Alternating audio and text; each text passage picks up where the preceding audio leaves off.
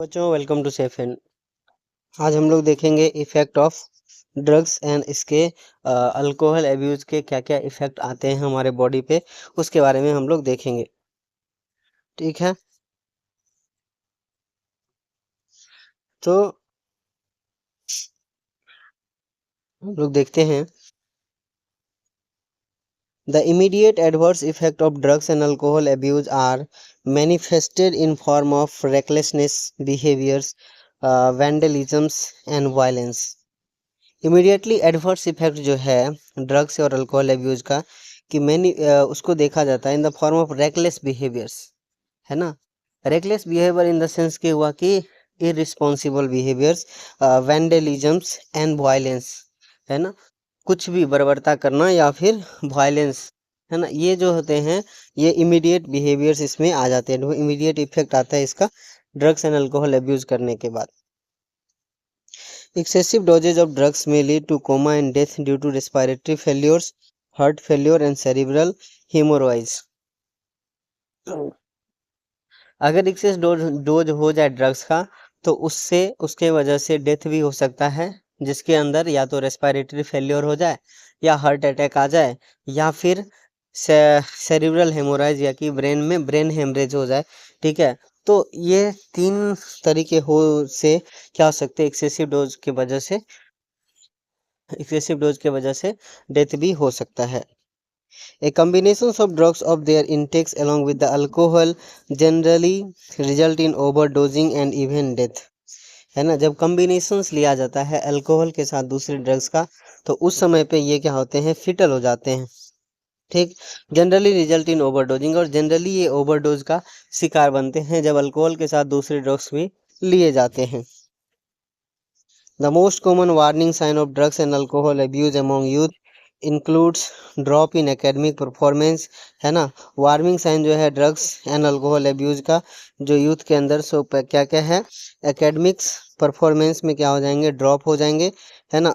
Unexplained absence from the school and college, है ना, बिना बताए स्कूल एंड कॉलेज से एब्सेंस होना। Lack of interest in personal hygiene, अपने पर्सनल हाइजीन में भी लैक ऑफ इंटरेस्ट हो जाना।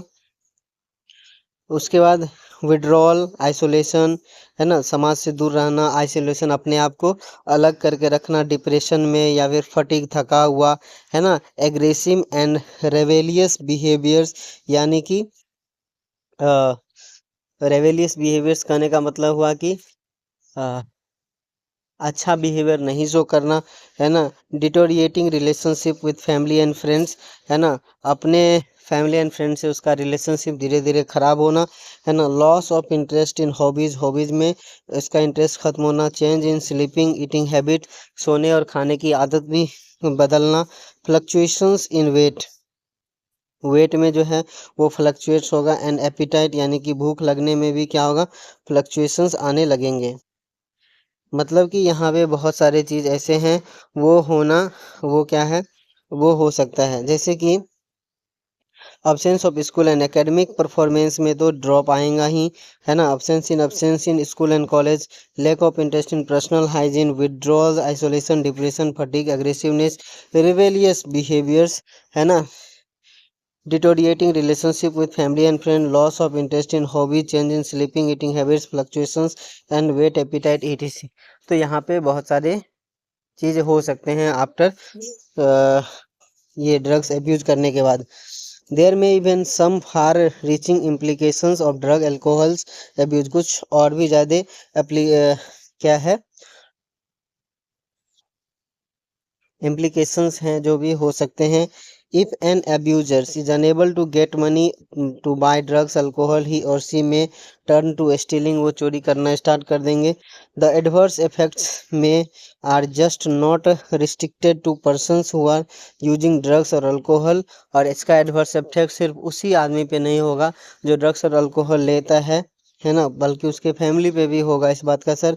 Eight time a drugs and alcohol addict become a cause of mental and financial distress to his or entire family and friends, पूरे अपने family के लिए, अपने फ्रेंड के लिए और खुद के लिए, तो वो क्या करते हैं, इंटायर फैमिली के लिए वो मेंटल एंड फाइनेंशियल डिस्ट्रेस जो होते हैं ना वो काउज करते हैं।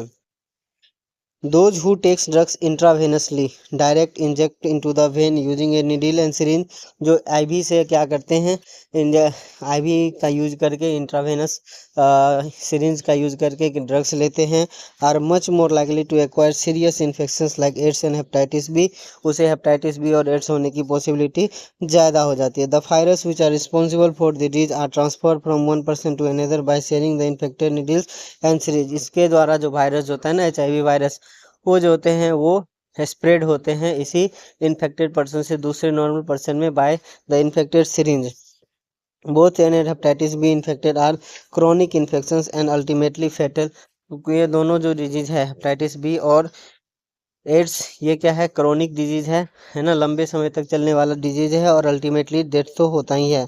Both can be transmitted through sexual contact और ब्लड इन्फेक्टेड, ये दोनों जो हैं ट्रांसफर हो सकते हैं सेक्सुअल कांटेक्ट से और इन्फेक्टेड ब्लड के ट्रांसफ्यूजन से। इसके बाद आता है the use of alcohol during the adolescence में also have long term effects, इसका लंबे समय के बाद भी इफेक्ट जो रहता है वो रहता है। It could lead to heavy drinking in adulthood, ये जब एडल्टहुड बनते हैं तब तक इसे क्या करते हैं, बहुत ज़्यादा इसे ड्रिंकिंग के लिए क्या करते हैं, एडल्टहुड में बहुत ज़्यादा ड्रिंक होना स्टार्ट हो जाता है। The chronic use of drugs and alcohol damage nervous system and liver, chronic use से नर्वस सिस्टम डैमेज होता है, लीवर डैमेज होता है, जिससे सिरोसिस बोलते हैं।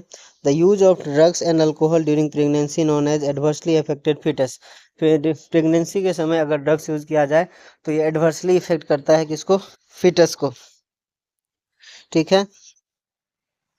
Another misuse of drugs is what certain sport person to enhance their performance, misuse किया जाता है ड्रग्स का, जिसमें क्या होते हैं, सर्टेन स्पोर्ट पर्सन जो हैं अपने परफॉर्मेंस को इंक्रीज करने के लिए मिसयूज करते हैं ड्रग्स का, ज़्यादा ड्रग्स लेते हैं। जैसे कि आप कोका एल्कोलाइड्स का बात करो, है ना, इफोर्बिया हाईली एनर्जेटिक, है ना, फील करवाता है, एड्रेनलिन रश करवाता है, कौन सा, निकोटीन, है ना। तो ये सभी चीज़ जो होते हैं वो इन्हांस करता है अपना उसके परफॉर्मेंस को।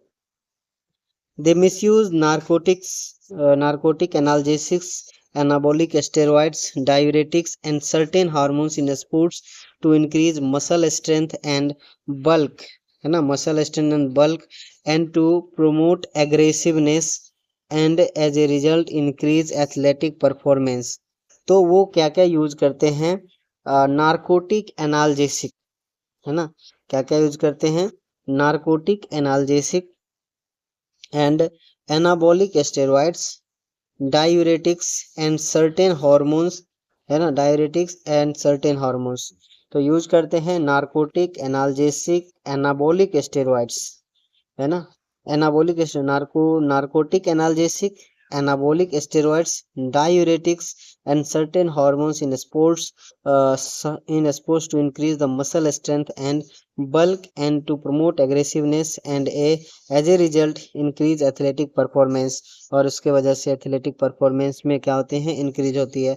The side effect of the use of anabolic steroids in females include masculinations features like males, increased aggressiveness, mood swing, depression, abnormal menstrual cycle, excessive hair growth on face and body, enlargement of clitoris and deepening of voice, है ना, dipping of voice. Female के अंदर जो होते हैं steroids, है ना, anabolic steroids का यूज करने से क्या होते हैं, मैस्कुलिनेशंस आते हैं, मेल लाइक कैरेक्टर्स के अंदर आ जाएंगे, जैसे कि एग्रेसिवनेस जो है वो बढ़ जाएगा, मूड स्विंग जो है वो ज़्यादा होने लगेगा, डिप्रेशंस हो सकते हैं, है ना, एबनॉर्मल मेंस्ट्रुअल साइकिल हो सकता है, excessive hair growth on face and the body, ज़्यादा ग्रोथ हो जाएगा किसके, फेस एंड बॉडी पे, है ना, enlargement of clitoris and clitoris का इनलार्जमेंट हो जाएगा, deepening of voice, low pitch voice होता है, ठीक है, तो वो क्या हो जाएगा, है ना, लो पिच वॉइस हो जाएगा। इन मेल्स, अगर मेल्स जब होते हैं स्टेरॉइडल्स जो यूज करते हैं एनाबॉलिक स्टेरॉइड्स, तो उसके अंदर क्या क्या होता है, in males it include acne, है ना, ये चेहरे पे एक्ने को इंट्रोड्यूस करते हैं। इंक्रीज एग्रेसिवनेस, है ना, और इसके अंदर भी मूड स्विंग्स होता है। डिप्रेशंस होते हैं, reduce in size of testicles, and testicles के साइज में क्या होता है, रिड्यूस हो जाता है।